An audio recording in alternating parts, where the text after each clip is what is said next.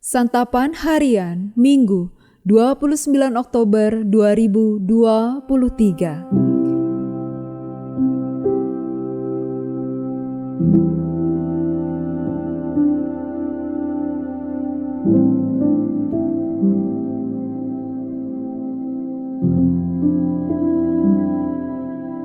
Inilah program Santapan Harian, sebuah program yang mengajak Anda menelusuri isi Alkitab, agar Anda menemukan makna firman Tuhan sesuai dengan konteksnya.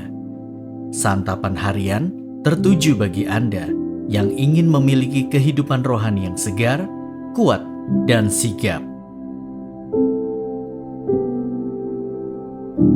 Hari ini kita akan membaca Yehezkiel pasalnya yang ke-47, ayat yang pertama hingga ayatnya yang ke-12.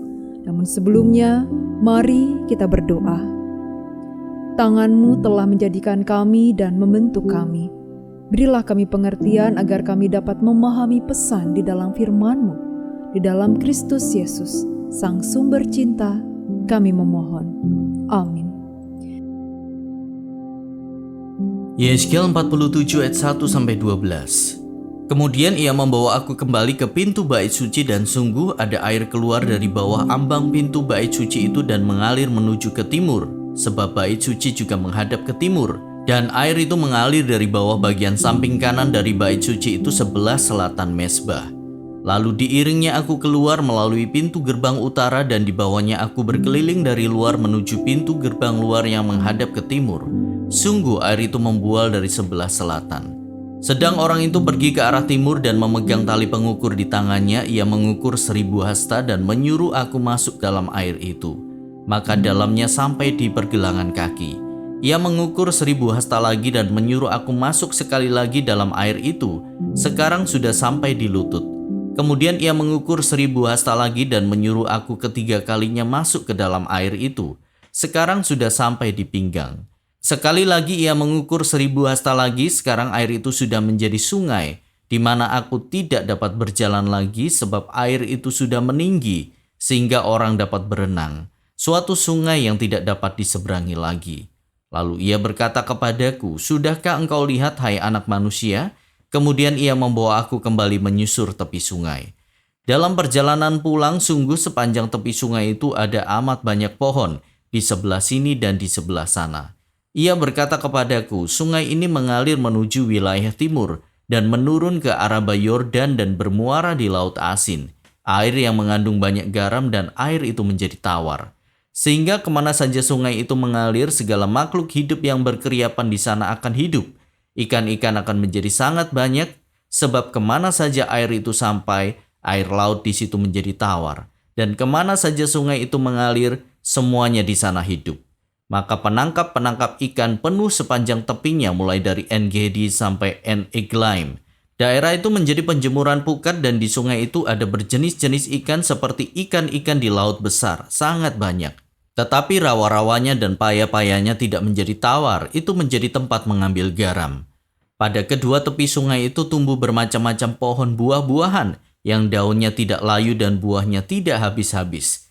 Tiap bulan ada lagi buahnya yang baru. Sebab pohon-pohon itu mendapat air dari tempat kudus itu, buahnya menjadi makanan dan daunnya menjadi obat.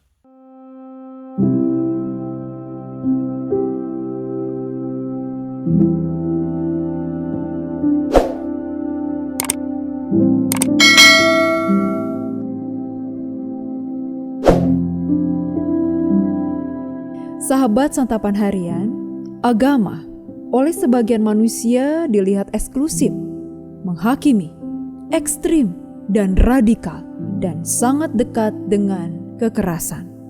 Maka dari itu istilah spiritual tetapi tidak agamawi atau beragama tanpa agama terasa lebih menyentuh.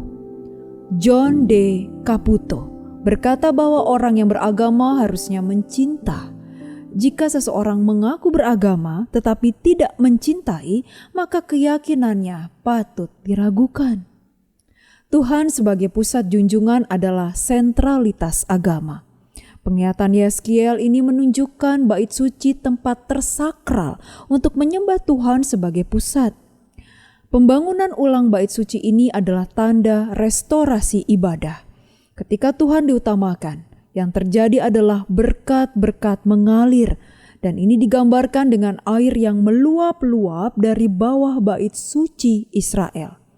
Air melambangkan kehidupan dan sumber yang tanpanya manusia tidak dapat hidup. Bagian ini juga merupakan gambaran sungai Gihon di Eden. Berkat yang digambarkan sebagai air itu semakin dalam dan luas sampai menjadi sungai yang tak terseberangi. Dan ini dapat dilihat nyata dan dirasakan kesegarannya. Aliran itu tak berhenti dan terus mengalir sampai Araba, Yordan. Laut mati di lembah ini ditransformasi menjadi segar dan menghidupkan, juga menyuburkan buah-buahan. Hal itu kembali mengingatkan keindahan Eden. Aliran air itu terus mengalir, dan kemana air itu mengalir, tempat-tempat yang dijangkaunya merasakan berkatnya. Ditandai ikan yang berlimpah dan tumbuhan yang menghasilkan buah berlimpah, bahkan pohon yang bukan hanya buahnya dapat dimakan, tetapi juga daunnya menjadi obat yang menyembuhkan. Ibadah kepada Allah sejatinya menghasilkan berkat nyata yang dapat dirasakan oleh orang-orang di sekitar kita. Demikian kita sebagai orang percaya. Berkat-berkat apa sajakah yang sudah pernah dinikmati oleh orang-orang di sekitar kita dari ibadah kita? Marilah belajar menyatakan berkat-Nya kepada orang di sekitar kita melalui perhatian, pertolongan, dan kasih. Mari kita berdoa. Kiranya segala ibadah kami kepadamu ya Allah dapat menjadi berkat bagi banyak orang dengan memberikan cinta, kasih, peduli, dan pertolongan kepada mereka. Di dalam kasih-Mu ya Yesus, kami berserah. Amin.